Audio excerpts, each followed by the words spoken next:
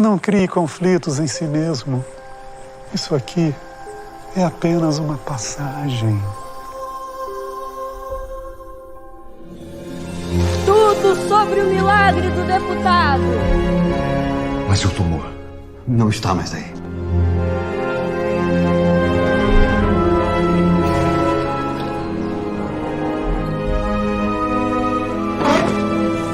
E esse povo todo aí fora? Eu quero que você mande eles embora. Eu sei que tem muita gente aqui precisando de ajuda. Todo mundo falando disso, a cidade não fala de outra coisa. Por que o senhor curou meu irmão e não me cura? Não sou eu que curo, filho. É o careca. Pede pra ele me curar, pai. O senhor já sente a presença do Dr. Fritz? Às vezes você não pode dar ouvido a essas vozes, só vai piorar. Não quero deixar a Lete e os meninos. Por que a gente não pode ter uma vida normal? Zezé é um homem bom. O coração dele é bom. Eu já disse, eu não sou médico, não. O médico é o Dr. Fritz. Longe de mim querer ganhar dinheiro em cima de quem tá doente. Nem lembro a última vez que eu vi televisão assim com o senhor. Não vi meus filhos crescerem porque eu tava trabalhando pra você. Aceita. Essa é sua missão. Foi você. Mas não parecia você, entende? Eu não aceitei missão nenhuma! Você tem que confiar em Deus. Você casou com um homem e acabou com o outro. Mais da metade do tempo não sou eu que tô aqui, é o careca.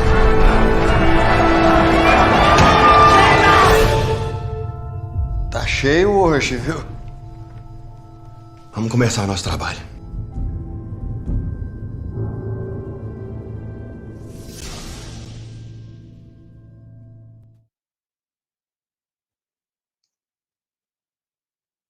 Good morning, everyone.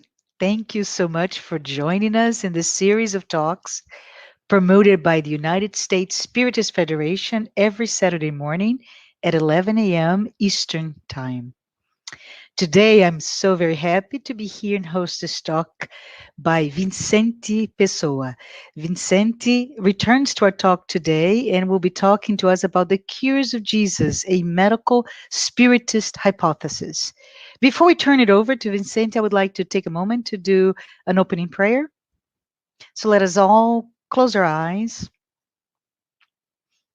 Let's take this opportunity to open our hearts, our minds, to the spirits of lights who are here present, along with our benefactors who guide us during our journey on earth. May all of us be blessed. May our dear friend VICENTE receive the inspirational during his talk, and may all of us be touched by his words of wisdom. So be it. VICENTE, welcome. Hope you're doing well. Thank you very much, Marcia. It's a pleasure being here with you. And I hope Jesus and our guides inspire us to speak properly and help everybody understand a little bit more about the life of our Master Jesus. Yes. So before we start, I would like to say to everyone that this is such a relevant topic, right, VICENTE? We are going through a pandemic, and it is so important for us to understand healing from that medical spiritist lenses. So thank you so very much, VICENTE. And before he begins his very important message, I would like to introduce him for those who do not know him. He is an infectious disease physician and currently the vice president of the Spiritist Medical Association of Goiânia in Brazil. I would like to remind everyone in the audience to please send your questions, your observations during the talk via chat. We will allow time. So once VICENTE concludes his presentation, he will address them. So VICENTE, could you please begin? Thank you so very much. So let's begin our talk. I would like to ask for my slides to be projected. So when we talk about the cures of Jesus, of course, we are going to talk about ideas, reflections, and hypotheses. We have no intention to to say that everything we're going to say here today, it's actually what really happened. But we will try to bring ideas, reflections, and construct, to build a hypothesis of the way Jesus used to heal people, to cure people, based on science, based on medicine, but also with the help of the words and the work of Allan Kardec and the spirit André Luiz, in partnership with Chico Xavier, and try to bring an idea that makes sense, because Spiritism is also a science. And many people ask me, why is this important? The important thing is that Jesus cured people, and he preached about transformation, moral evolution, and that's all that matters. But sometimes we have to go deep inside some scientific aspects of the healing process, the physiological aspects of the healing process, in order to understand better the life of Jesus and his way of curing people, healing people, and bringing along with that physiological phenomenon a teaching, a message. So we understand that this is very important to learn.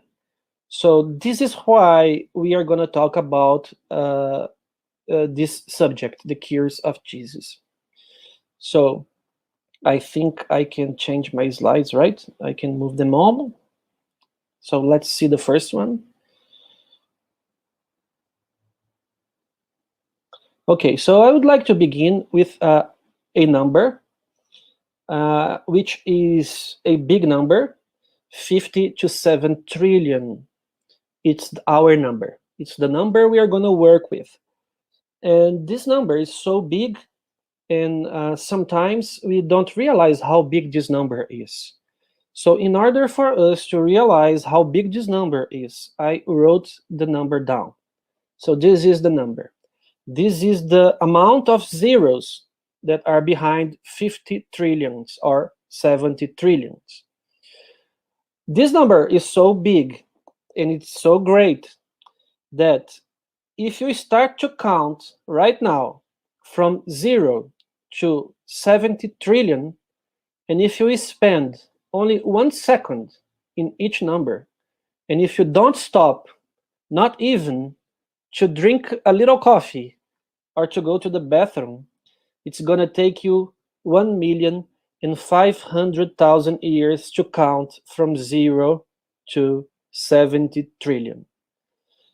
So you may try if you want. We can stop the video now and wait, but I don't think anybody will try to do it. And what I want to tell you, it's what this number represents. And this number represents the amount of cells of a human body. An adult human body carries around 50 to 70 trillion cells. So your body is made out of this amount of cells. For us to have an idea of how great this number is, how big this number is, our galaxy, the Milky Way, contains 200 billion stars. 200 billion stars. It's not even 1 trillion. The galaxy next door to ours, the Andromeda Galaxy, which is much bigger than our galaxy, contains 400 billion stars, which is not even 500 billion. So we have a lot of cells building up our body. All these cells, all these trillions of cells, they began from an act of love between a male and a female. At least it was supposed to be an act of love. And when this act of love takes place,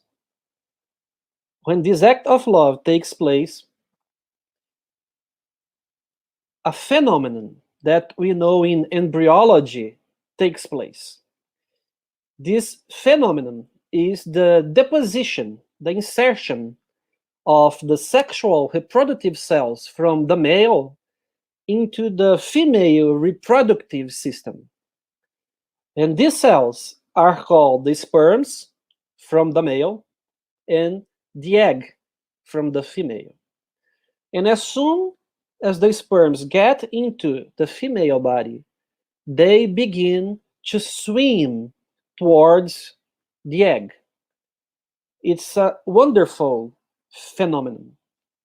We can ask so many questions about this. For example, how do they know where they have to go, where the egg is, and why a specific sperm wins the race? Why that specific sperms swim faster than the other ones?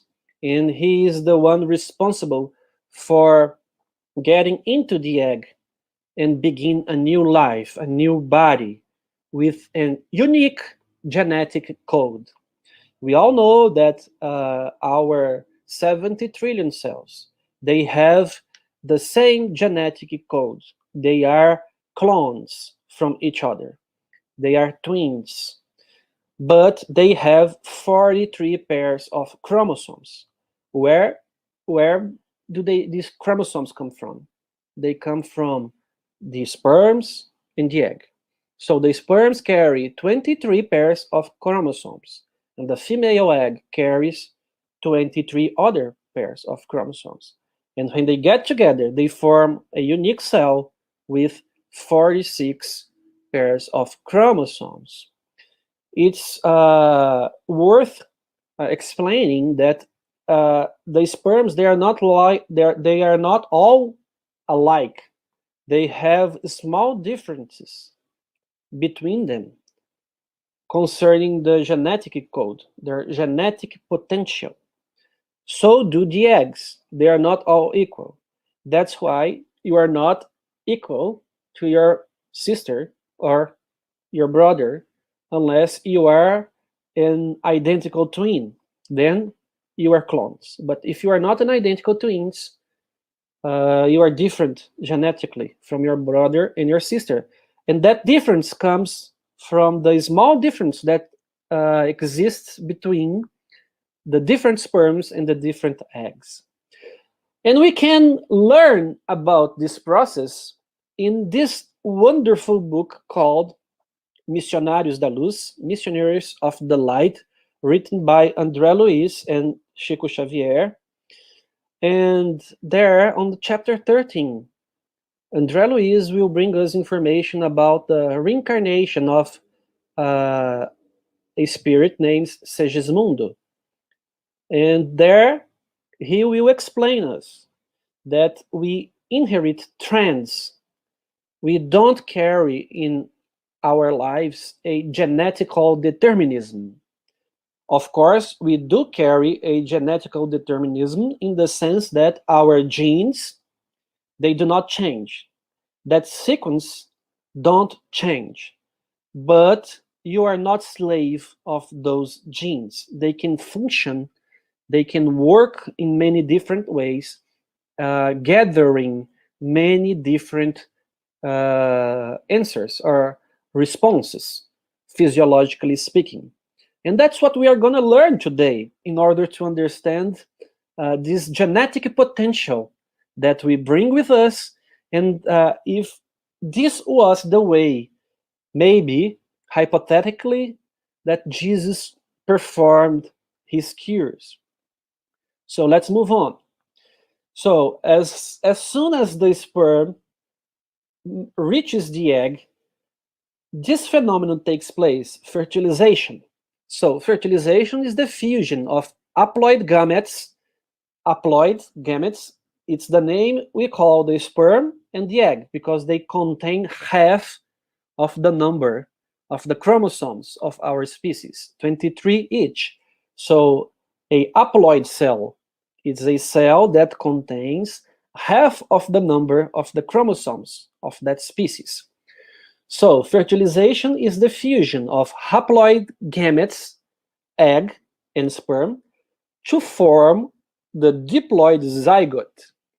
So the zygote, our first cell, which brings our genetic identity, it's a diploid cell, a cell with 46 chromosomes. So when the sperm joins the egg and fertilizes it, conception takes place. Life begins at fertilization. So this is what Allan Kardec brings us in the Spirit's book when he asks the spirits this question: when life begins? And the answer is life begins at fertilization, at conception. And this is what science says as well. We, at the School of Medicine, we study this book, Human Embryology, by this famous author, Keith Moore, with his an embryologist, and he is very clear there that life begins at fertilization. And any crime against this cell, against this zygote, is a crime against life. From this moment on, life is sacred. So we ought to respect the development of this cell in a human body. We cannot interrupt this process because we would be committing a crime against the laws of life, which is abortion, clearly speaking. So here we have a picture of the zygote, and the first steps the zygote takes should transform itself in a complete human body. So from one cell, it divides itself in 2 cells, then in 4 cells, then in 8 cells, 16 cells, to the point that the amount of cells that we have, we call the blastocyst, as we can see in this picture. Excuse me. So the blastocyst, it was you a few years ago, right? We all were a blastocyst. We all were a zygote a few years ago. And the blastocyst is divided in 2 parts, as you can see in this picture.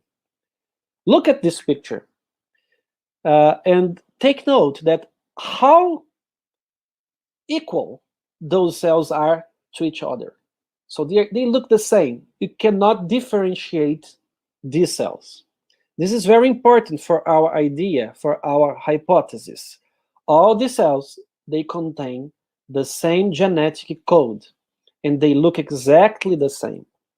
The inner part of the blastocyst we call embryoblasts, and those cells will develop in the placenta, in the amniotic fluid, in the umbilical cord, those structures that help the fetus to develop, the embryo to develop. And the outer cells of the blastocyst we call the trophoblast. And the trophoblast will be responsible for the formation of the new human body. Your bone cells, your skin cells, your neurons, your eye cells, your pancreatic cells, your cardiac cells, your muscles, all the cells of your body will come from the trophoblast. So this is the human blastula or blastocyst.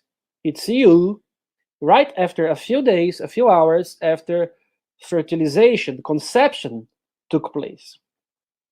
And as this process evolves during 9 months in the uterus of your mother, those cells, they become different from each other.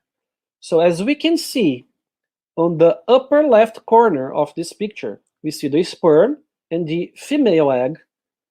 And after they join together, after they make the zygote with its written ovo right there, it's a unique cell. they begin to divide themselves.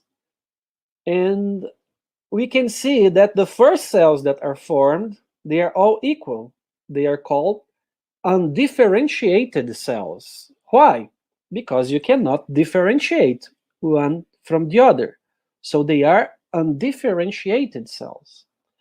But as time passes, as time goes by during the 9 months inside the uterus, those cells, they begin to look very different from each other. So this process takes place in utero. So look at the cells outside of this picture.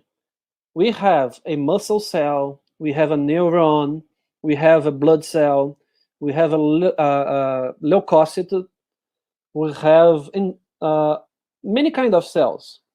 Skin cell, look how different they are. So these cells are, this process is called cellular differentiation. So it's, I hope it was pretty easy to understand that these cells, they are different from each other. In this process, the development of a new human body, we call cellular differentiation. But have you ever wondered how this takes place? If they have the same genetic code, the same DNA, how they present themselves so differently? It's like they are from different people, from different beings. How is that possible? If they have the same DNA, shouldn't they look equal forever, like twins? Why do they take these different formats and shapes and functions? How do that work? Who controls that? So we have to make those questions. How my neuron knows that it has to go to the upper side of my body, inside my brain, and how my bone cell knows that it has to migrate to my bone, to my leg, to my arm. Who controls that? How can we explain that? So after 9 months, we have what we see in the picture, a new human being. So this is the point. Cells use the same genetic material, the same information, in very different ways. But how do they do that? And why does that happen? That's the question. Those are the questions we should ask. Have you ever thought about that? That all your cells are clones from each other, but they look so different, they work so different? What's the explanation? So, in order to understand that, I bring you this concept, which is studied in epigenetic. It's a science that tries to understand genetic from the outside, not from the genes point of view, but it tries to understand outside factors that influence our genes. For example, diet, exercise, toxic substances, and why not, thoughts? Why not? So, this landscape is represented by this small sphere that it's located on the upside of a hill. And this small sphere represents the zygote. It's our first cell after conception, after fertilization. It's the zygote. So if you drop a sphere down a hill, what will happen with this sphere? The sphere will go downhill because the sphere is subject to a law, a physics law called gravity. The sphere cannot go uphill. The sphere should go downhill. And while the sphere goes downhill, what dictates which way the sphere will go? Those tiny imperfections on the ground, the wind, the rain, the temperature, the sphere's mass, all these factors together will influence if the sphere will go right or left. So, what does this represent for us? If the sphere is the zygote, when the sphere gets downhill, what does that mean? It means a complete differentiated cell. So, each corner located downhill is a different cell. So, here we have the representation of our zygote transforming itself in a neuron, in a bone cell, in a cardiological cell, in a pancreatic cell, depending the way it takes during his trip downhill. So, looking at this picture, we can see that the blue sphere is already a skin cell, a neuron, a very specialized cell. And because of the law of gravity, this sphere cannot go back and transform itself in a zygote or in a undifferentiated cell, which we call stem cell, that has the power to transform itself in any other cell. It's the stem cell, undifferentiated cell. So the sphere cannot go up because gravity does not allow that. So after we are formed, after our cells are already specialized, they cannot go back and transform themselves in stem cells anymore, right? Is that right? Does that make sense or not? Or is it possible? What can we do to make this sphere go back uphill? The sphere can go back uphill if we apply a force on the sphere, a force that is stronger than gravity. So this force will win, will prevail over gravity, and then we can bring the sphere back. Can we do that in our body? Can we apply a force in our cells that is able to transform a neuron in a stem cell, your pancreatic cell in a stem cell? And maybe, can we have a cutaway transform directly a neuron in a skin cell without going back, without transforming this neuron in a stem cell? Can we do that from the position the blue sphere is, right to the other position on the other side? Can we do that? So that would be very interesting if we could reverse the differentiation process in our body. That would be amazing, with many, many important consequences.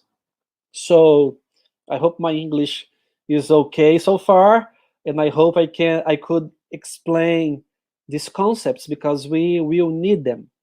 So this is the hard part of the speech. We are getting over it, and we are getting into Spiritism pretty soon. So hang in there with me. I think it's going to be worth it. So this is the question I just made. What if it was possible to go backwards and revert this process? So bring a very specialized cells back to its state as a stem cell, a cell that could differentiate in another cell. So in other words, can I take my neuron, transform it in a stem cell, and then transform that stem cell in a pancreatic cell right from my neuron? Is that possible? So that would be amazing. So I present to you Professor John Gurdon. He is British, and when he was a child, his science teacher told his parents, "I believe Gurdon has plans of becoming a scientist. So far, I consider it ridiculous." So Gordon was what we call a genius, which is somebody that see what others saw, but think what nobody has thought yet about that view. So this is what he did. He looked at a phenomenon that everybody looked before, but he thought, and he had an idea that nobody else did.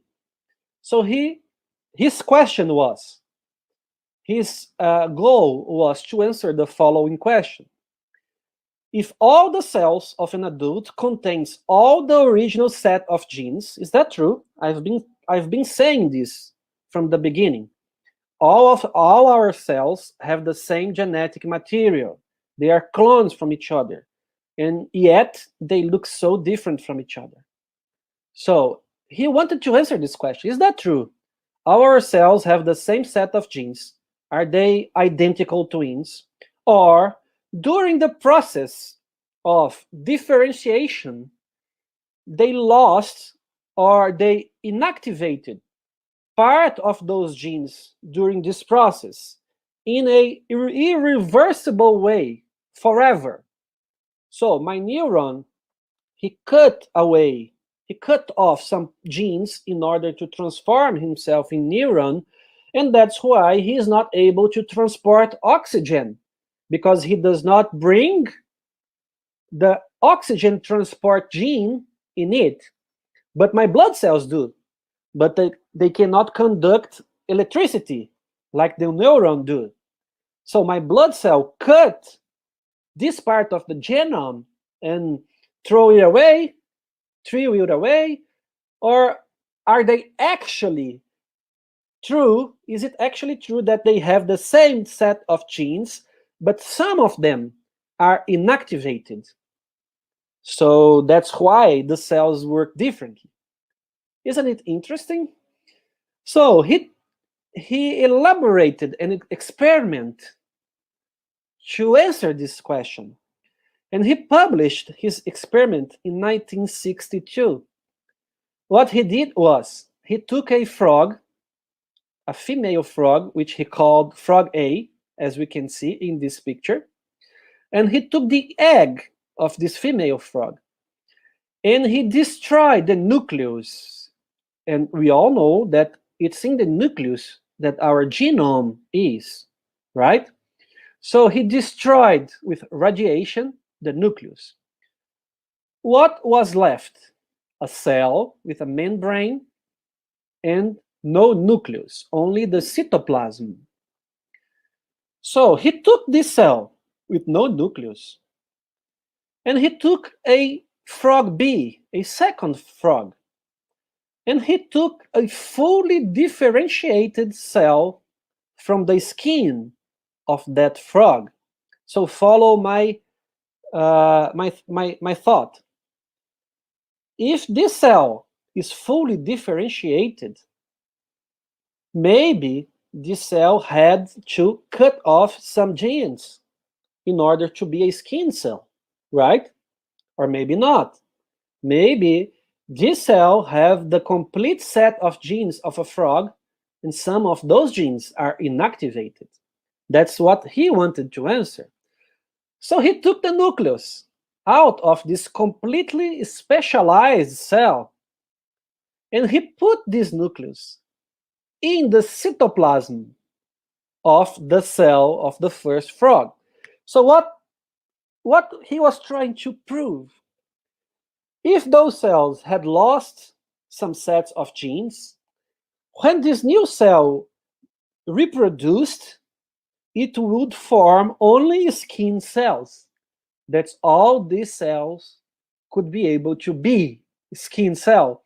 This new cell did not bring in it all the genes, all the DNA able to form a complete frog with all its organs.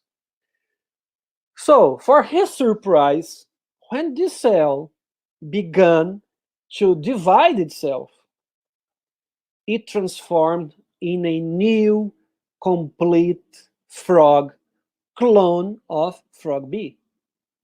This experiment proved that even our specialized cells brings inside their nucleus the whole set of genes. They are in fact all clones of each other. But some genes are inactivated in some of our cells. They are sleeping. They are turned off. So this was amazing for that time, 1962. So time passes by, and after that, Dr. Shinya Yamanaka, as we see him in this picture from the University of Tokyo in Japan, he did the same process.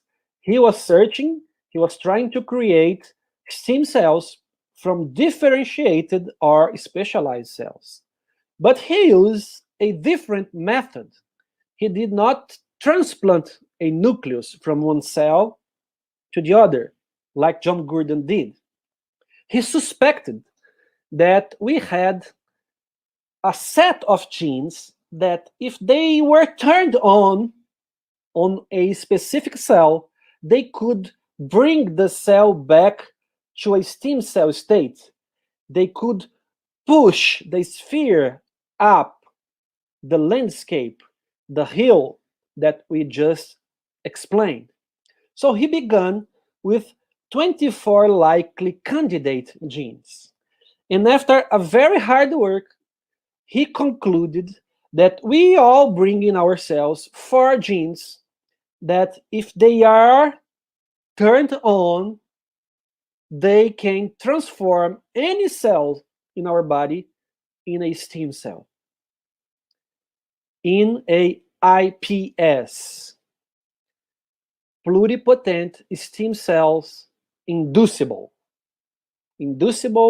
pluripotent stem cell. So that was amazing. He did exactly what John Gurdon did without nucleus transferring. And because of that, both of them were able to prove that the differentiation process that form a human body can be reversed. So what are the consequences of this for medicine, for our health? Imagine that you have a pancreatic cancer.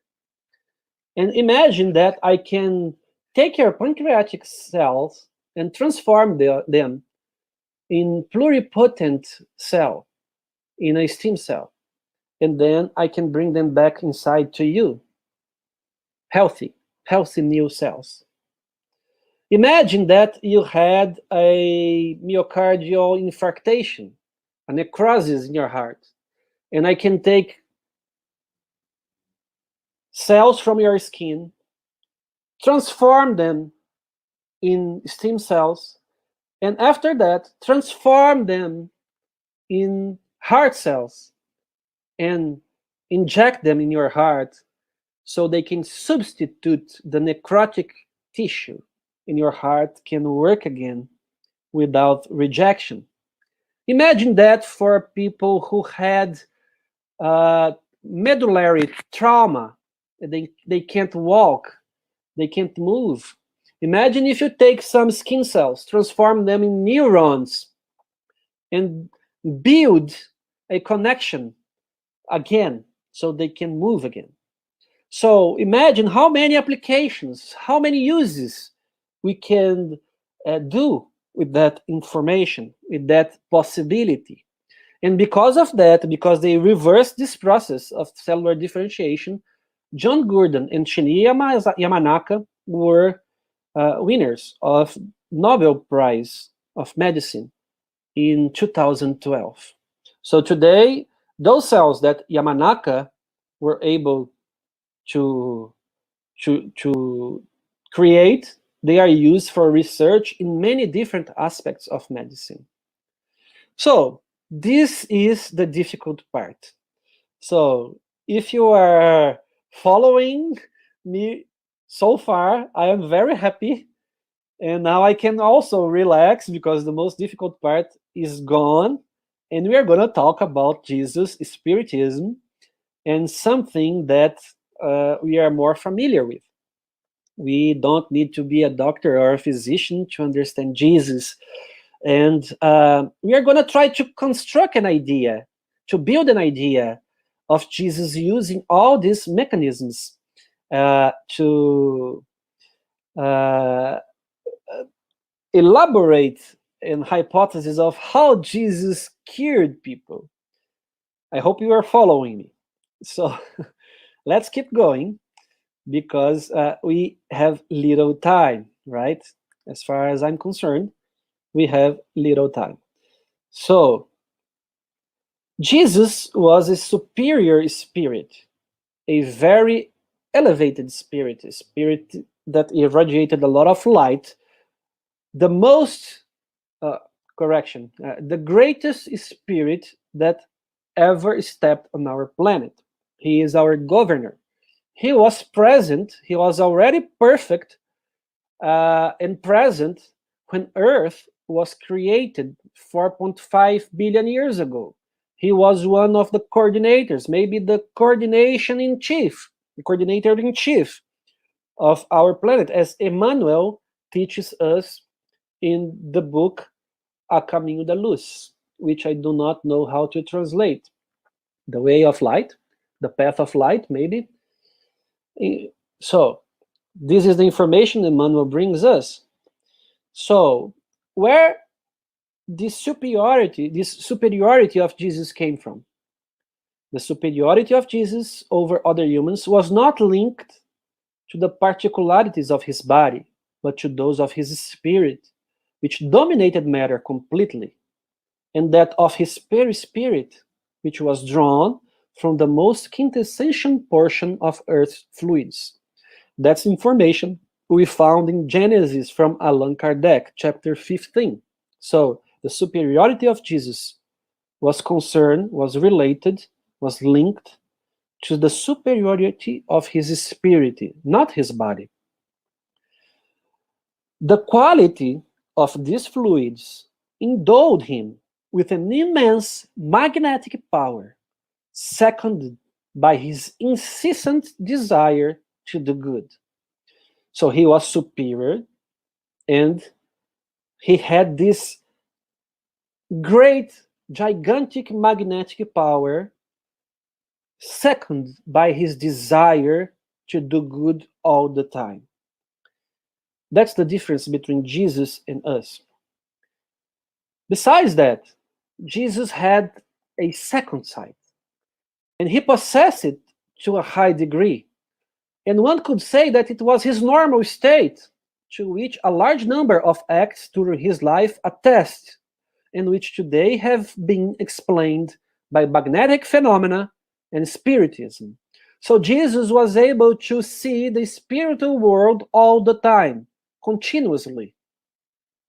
This is what we call a second sight. So it was impossible to wear a mask in front of Jesus. He would see your true being, who you really are, what you really did, your past, your potential, your future. There were no space for masks. He could see everything. Your moral condition as well. So, did he act as a medium in the healings he performed? Could he be considered a powerful healing medium? And what Allan Kardec teaches us in Genesis is no, he was not a medium, because a medium is an intermediary, an instrument that discarnate spirits use. Christ, however, had no need of assistance. He was the one who assisted others. Therefore, he acted by himself in virtue of his own personal power, just as incarnates can do in certain cases and according to the measures of their abilities. Here, Allan Kardec is referring to all of us. We all could do that in theory, according to the measure of our abilities. But we are not here to compare our abilities to Jesus' abilities. because his abilities were much greater than ours. So this is why he was able to cure in many different ways. So Jesus cured using his words, using his thoughts, using his hands, using saliva, using mud. He cured from distance. He cured in any way you could imagine. In the Gospel of John, John tells us that many other things Jesus did that they are not written in the Gospels. And the amount of books in the earth is not able to fit how many spectacular and wonderful things Jesus did during his stage with us on planet Earth. What we know in the Gospels is a tiny fraction of this amazing Spirit did while with us on Earth. So let's try to understand a little bit about the physics of the process. André Luiz brings us this information in chapter 4 of Mechanisms of Mediumship. There he tells that spirits that are part of angelic legions, perfect spirits, like Jesus and higher, when they think, they emit super ultra short waves. So, as we can see in the picture above, shorter waves are waves similar to X-ray and gamma ray. They are shorter, they travel faster in space, and they can penetrate matter deeply. They have this high power of matter penetration. If we are not an angel, if we are normal spirits, our waves are slow. They are larger. They are not short. They are larger. They travel in space very slowly, and they cannot penetrate matter very deeply. This is a thought that André Luiz brings us, and is a thought that physics tells us when we study waves, the behavior of waves. So this is what happened with Bruce Banner when he transformed in the Incredible Hulk. He had an accident with gamma ray, deep penetration in matter. So gamma rays penetrated deep inside his cells, deep inside the nucleus, and caused mutations. That's why he transformed himself in the Incredible Hulk. It's a mutant because of the deep capability of the gamma rays to penetrate deep inside cells. And this is what André Luiz is telling us, that very evoluted spirits, angelic spirits, emit very short waves, very fast waves, waves able to penetrate deep inside ourselves. And Jesus is a spirit like that. So, let's follow, let's keep going. Since these fluids are the vehicle of thought, the fluids around us are the vehicle for thought, we can modify the properties. Our thoughts can modify the properties of these fluids. It is obvious that they must be impregnated with the good or evil qualities of the thoughts that set them in motion, and they change according to the purity or impurity of sentiments. And now we ask a question: what kind of sentiments came out from Jesus? We already saw a great desire to do good, a great love. So these fluids around Jesus, moving very fast because of his brainwaves, were impregnated with love, with a great desire to do good, much greater than ours. So to think is to create. That's what Emmanuel teaches us. Let's keep going. Since the perispirit of incarnates is of nature identical to the spiritual fluids around us, it assimilates them easily, like a sponge soaking up liquid. Allan Kardec, Genesis chapter 14, the fluids. So, suppose you are a person next to Jesus, very close to Jesus. You are under the influence of the fluids, which are under influence of Jesus' thoughts. We are getting there. We are getting close to the final explanation. And your perispirit is able to assimilate those fluids because your perispirit is made of the same characteristics of those fluids. Let's keep going.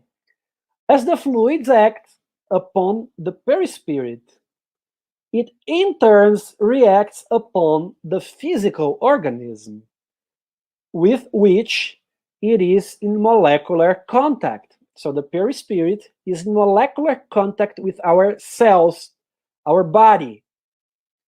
And if your perispirit assimilates those fluids, it will transfer that fluid, that influence into our cells. This is what Allan Kardec teaches us. So, the healing occurs by replacing an unhealthy molecule with a healthy one. The curative power is thus a direct result of the purity of the injected substance. So Jesus injected a very pure substance. We are not able to do that. That's why we don't cure people, because we don't love enough. Or we cure very slowly in the Spiritist center with weeks, months of imposing hands, because our waves, the waves we emit, the waves we project, cannot penetrate deep in the cell and cannot substitute the wrong, the unhealthy molecule for the healthy one. Cannot do that by acting in our genome. But maybe Jesus' thoughts could act in our genome and correct the defect, correct the error. And from that moment on, with his thought, those cells were able to synthesize the correct proteins and establish health again in that organism. So it also depends on the energy of the will, which causes a more abundant fluidic emission and gives the fluid a greater penetrating power. So what if Jesus was a geneticist or a epigeneticist? He is a perfect spirit. He knows all the laws. He created our planet. He manipulates matter. So he knows the laws of God, the laws of physics, the laws of chemistry, the laws of biology. He knew everything. So what if with his thoughts he could act in the genomes of those people, correcting them? So those cells will generate healthy proteins and reestablish the function that was lost, the sight, the paralysis, the damaged tissue by leprosy. So that's an hypothesis that makes sense with genetic, with what Spiritism brings us. It's rational, it's logic. So we bring some geneticists that work in this way. And I recommend this book, The Divine Code of Life, written by Kazuo Murakami, which is a geneticist by the University of Kyoto. And what he writes is, our genes are not immutable, but they change in response to several environmental factors. We first identified the specific genes that are activated by laughter, proving for the first time that positive emotions can trigger the genetic button by an on and off mechanism. So our mood can influence our genes, turning them on and off. So if you are grumpy, if we don't forgive, if you have hate in your heart, you can turn on a bad gene, for example, a cancer gene. But if you are happy, if you are a light person, if you have optimism, you can turn on a good gene, a protective gene, or turn off a bad gene. That's what he's saying. This level of organization is unlikely to occur by mere coincidence. There must be something greater that is responsible for the harmony in the world. Some speak of God, but as a scientist, I prefer to call it something greater. And I am very aware of its existence. I am working on a project that aims to prove the hypothesis that happiness, joy, inspiration, gratitude, and prayer can activate the beneficial genes. I find this amazing, unbelievable. It's science converging with André Luiz, with Spiritism. You will be able to explain the teachings of Buddha and Christ, describing them as mechanisms of genetic activation and deactivation. So this is a scientist saying that maybe Jesus cured by a mechanism of genetic activation or deactivation, using his thought, his mental waves, able to penetrate deep in our cells, transforming them in other cells, pushing the sphere up to a pluripotent cells, and then, after that, transforming them in healthy cell, reestablishing function, reestablishing physiology instantaneously, because these fluids, these thoughts are impregnated with much love. This is the hypothesis. This is the theory. And I bring this picture of this very ugly Brazilian actor. Of course, I am joking. He's a very beautiful and handsome young man who had cancer. And because he was so afraid, so anxious, he activated some genes that made him great. Because we all bring in our genes, in our cells, a gene that will sooner or later be activated and our hair will go gray. But this proves that stress, fear, anxiety can activate that gene earlier than it was supposed to be activated. And after he was cured, he made a treatment, his hair came back to black again. So he deactivated the gene. How? With his emotions, with his thoughts. And that happens all the time in our life with other genes, with other diseases, with other consequences. So this is why when this woman touched Jesus, he got so much fluids inside her from him. He transferred so much good things, so much good intent, good desire to do good, that her bleeding was immediately stopped after 11 years. And that's why this man had his eye cells reestablished when Jesus touched his eyes and told him and told the lady to go and sin no more. Rise and walk. Make an effort to be a better person. Make an effort to have better thoughts, because it would not help if I cure your body and you still keep the same thoughts. You don't change, you don't evolve, because your thoughts will act in your cells, in your genes, bringing disease again. So here we find the connection between moral health and organic health. This is the greater teaching. The teaching that Jesus showed us that we can have a healthy body, but most importantly, we should aim to have a healthy spirit with healthy thoughts. They are connected. That's the greater message. Each patient takes his own doctor inside himself. This patient comes to us without knowing this truth. The best thing we do is give the doctor who resides inside the patient the chance to work. This is so true. The gospel teaches us that. Spiritism confirms that, and science confirms that again. And they are all together. This is why Emmanuel, in this book, Thought and Life, I think that's the correct translation.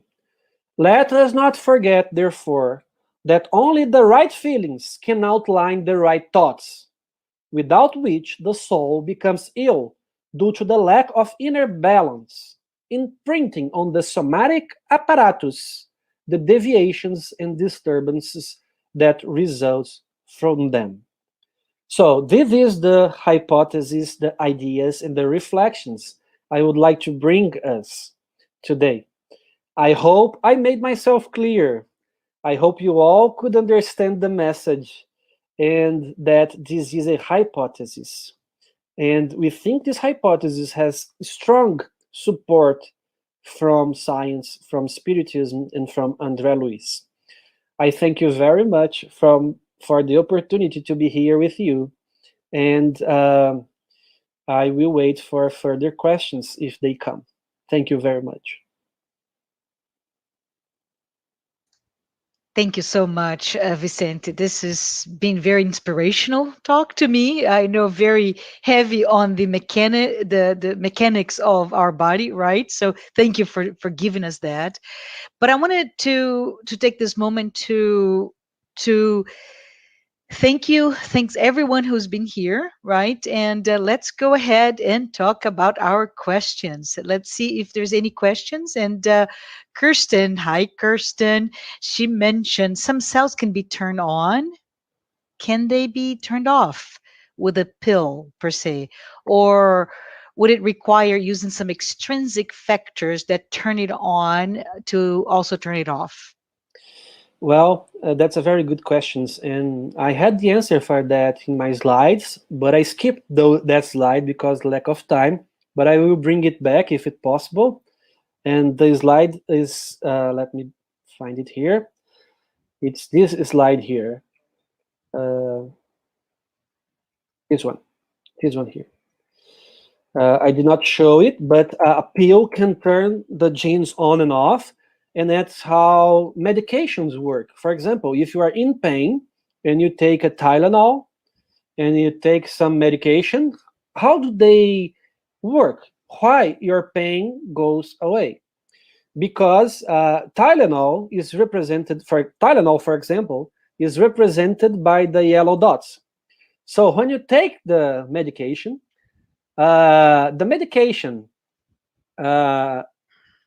attaches itself with a receptor in the membrane of your cell, as we can see there, the pink receptor. And after that contact, this receptor changes from the inside of the cell, the inside side of the receptor, which is in the cytoplasm, changes conformation, as we can see in the picture, generating what we call second messengers. These second messengers, they go deep in the nucleus, turning on and off genes. So we have a response to that medication, right? To that drug. That's how drugs work. All kinds of drugs. In order to exert their function, they have to attach to a receptor, change the conformation of that receptor, generate a intracellular response, which will affect our genes turning on and off. So pills that you take for treating any kind of disease, they act like that. So the point is, can we activate those receptors? with our thoughts, with our mental waves. Are those receptors sensitive to vibration, to mental waves, to prayer? When we pray, we generate mental waves. André Luiz teaches us that. And if we pray with deep love, in deep pain, with a lot of emotion, we can create short waves that can act in those receptors, causing the same response that a pill or a medication could cause. This is well explained in the book by Dr. Bruce Lipton, a biologist. And this book is called Biology of Belief. And he defends these ideas. He supports these ideas that our thoughts are able to act on those cellular receptors. Those cellular receptors, they work as big antennas, big receptors for our thoughts. So we can do that taking outside medications. That's possible, of course. That's how medicine and treatments are based on. But we could do that with our thoughts if they are good enough, if they are pure enough. Maybe it's too early for us on Earth yet, but maybe people from other worlds, spirits, more evolved spirits that understands this better, that loves much more than we do, are able to do that. So that's a very good question, and I hope I had answered it.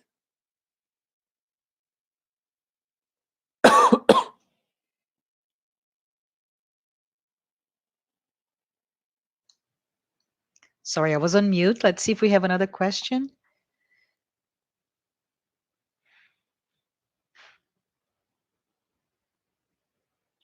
So Daniel Santos said, Jesus often referred to us having the same power to heal as he did.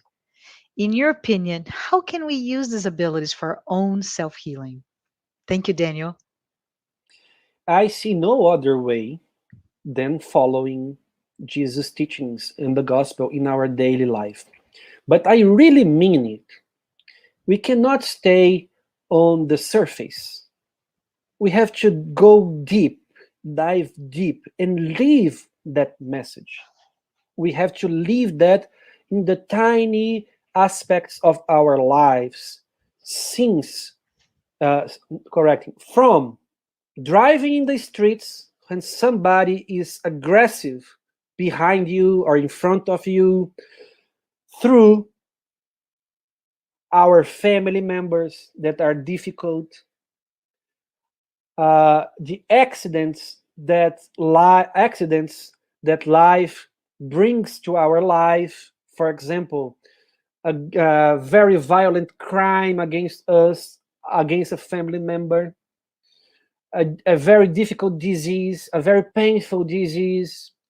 We have to leave this message. We have to understand that the great book of medicine, the greatest book of medicine ever written, is Jesus' way of life. From the moment to understand that, and we don't take that as a joke or as a story for children to sleep,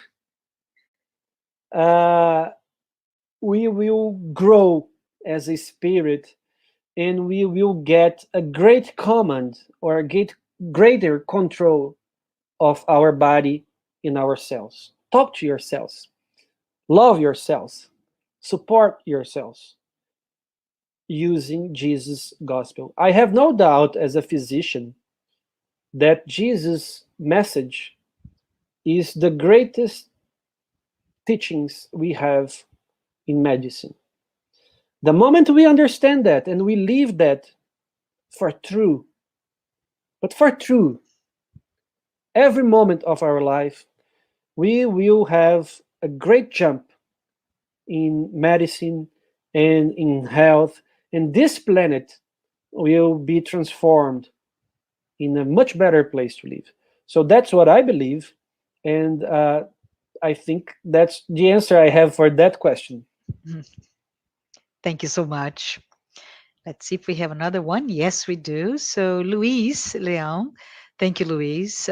He's sending his message through another channel, and he's asking, is it a reasonable hypothesis that the perispirit of an incarnated is tied and matched cell by cell with his physical body? Could you share any supporting reference to that? Yes, I believe in that. That's what we learn when we study Spiritism theory. And Allan Kardec brings this teaching in his book Genesis, which I showed in the slides, that our cells are attached to, our perispirit is attached to our cells molecule by molecule. And André Luiz brings that teaching as well, if I am not mistaken, in the book Evolution in Two Worlds. I don't remember by heart right now the chapter, but this information is there, and that information brings us some consequences, because our body can affect our perispirit, and our perispirit can affect our body. That's why we have to take care of our body, because if we don't, when we die, when we separate our perispirit from our body, our perispirit will bring sequels. Is that right? Sequels. Scars from our life. For example, people who smoke, they intoxicate their perispirit in many different ways. So it's not easy for them when they incarnate. They have to go through different treatments and to recover the perispirit, and that brings consequences for our future lives as well. If you have some injuries to your perispirit, it will reflect in your new body, in the new life, because perispirit is responsible for conducting the formation of the new body. The spirit uses its thought when the spirit is able to do so, when he is lucid enough to do so. But when he's not, he gets help from engineers, spiritual engineers, as we learn in Missionaries of the Light. But if the mold, if the basis is not good enough, which is our spirit, the formation of the body can be compromised. So it's a path of two ways. The body can affect the perispirit, and the perispirit can affect the body. So we have to take care of our body, exercising, eating well, not smoking, and we have to take care of our perispirit, having good thoughts, learning how to forgive, learning how to have people, how to love, and how to live a good life. Love the idea of this two-way street, right, Vicente? Yes. So Kirsten sent another question. Thank you so much, Kirsten. In your opinion, Vicente, why aren't mainstream doctors teaching patients this information? If it's scientifically proven to help people, could it be that the big pharmaceutical companies don't want to lose money? Well, I am not sure if the pharmaceutical company theory is correct all the way, because I have many fellow physicians and doctors that they do not believe in this, but they are not sold out to the pharmaceutical companies. They are good people. They are trying to do their best according to what they know.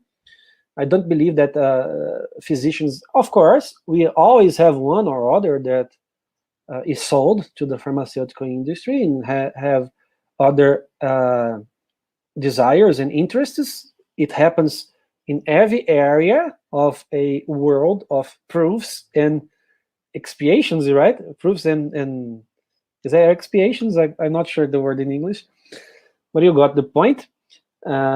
It's part of our world, but I believe that most physicians are well-intentioned, and if they don't teach that and they don't apply that in their daily basis, it's because they don't know it. They don't have access to that information, or if they do, they don't believe it, because they are very materialistic. They don't believe in God, in spirits, and so on. And could you project the question again? She used a word that I would like to comment. Oh, yeah, I remember. And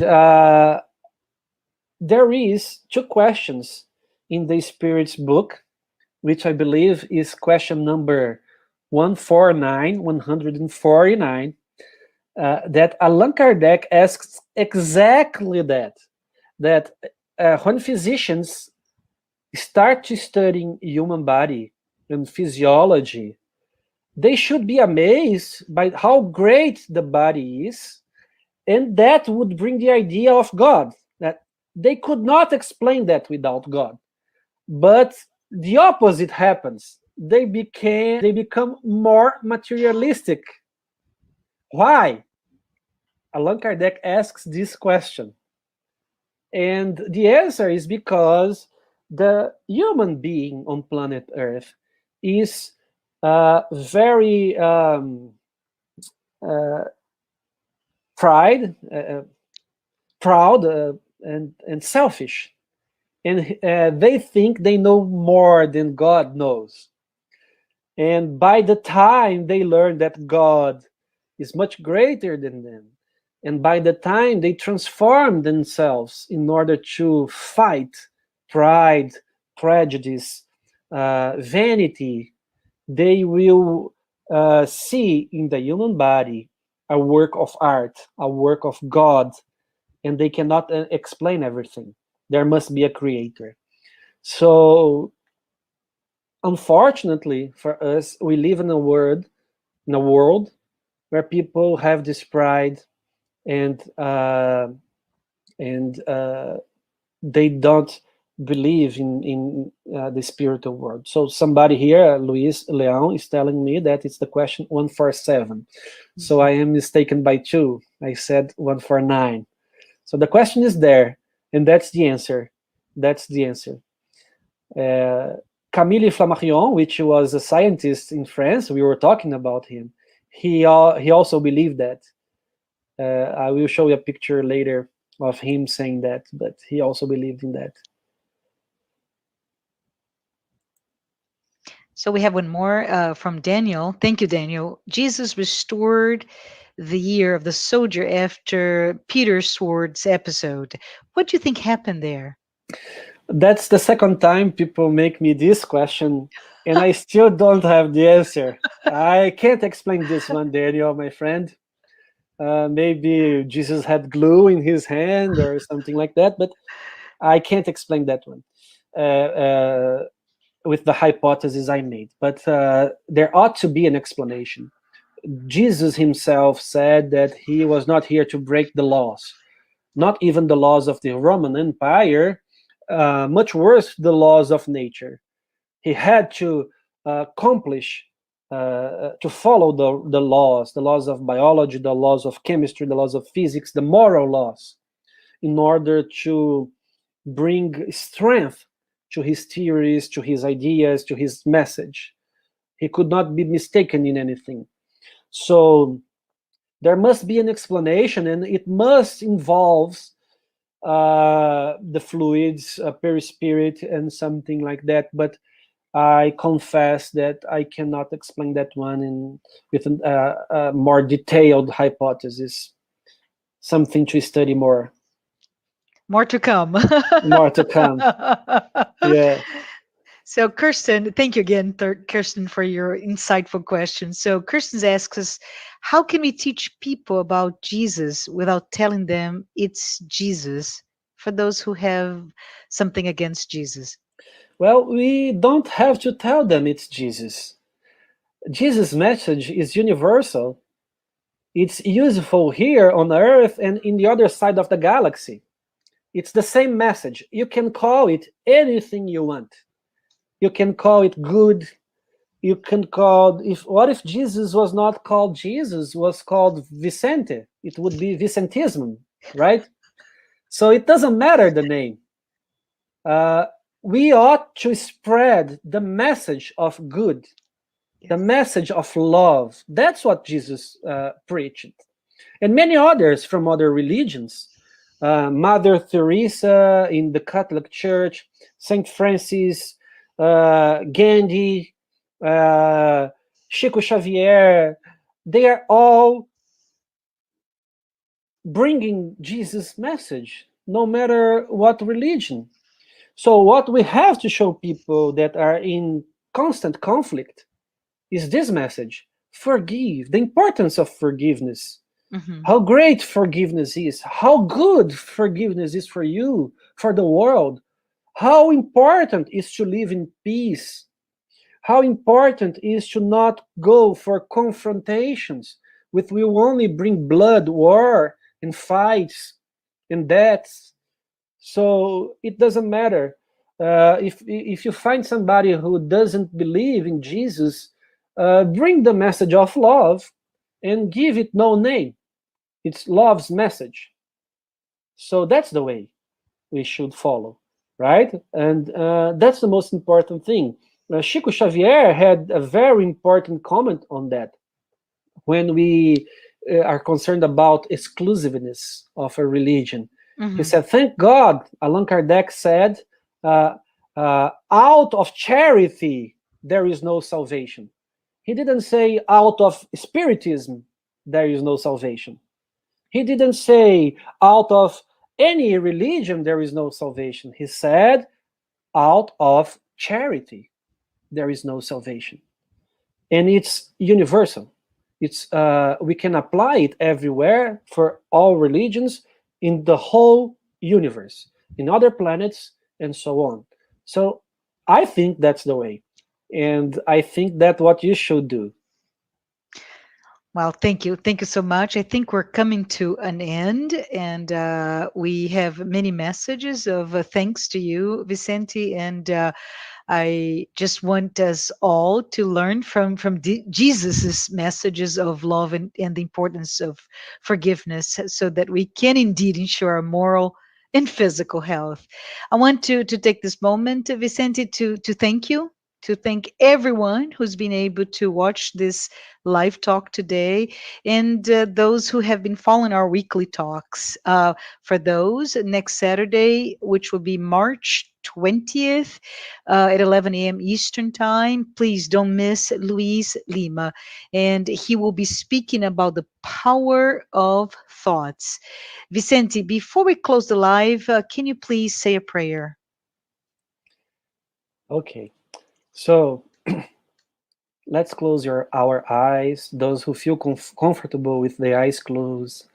And let's think of our Master Jesus waiting for us, bringing us in a very big hug, full of love, full of peace, supporting us, inspiring us, and giving us the courage to follow his teachings.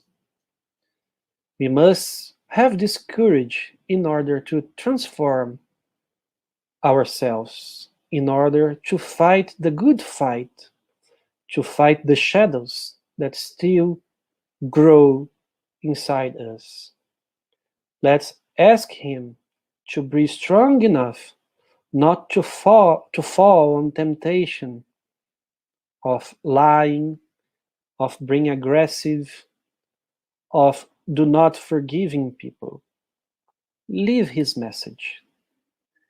And may his peace invade the heart of the whole humanity. And so be it.